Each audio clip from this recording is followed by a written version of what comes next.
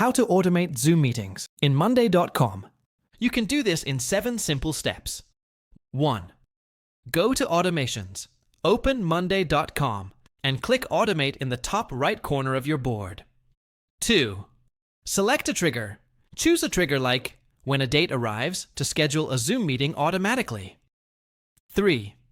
Set the action. Pick Create an item and enter meeting details such as title, description, and time. 4. Connect with Zoom. Integrate Monday.com with Zoom by going to Apps Marketplace and installing the Zoom integration. 5. Enable auto invites. Use the automation rule. When a meeting is scheduled, notify participants to send invites. 6. Save and activate. Click Save to activate the automation, ensuring Zoom meetings are scheduled as planned. 7. Modify or delete.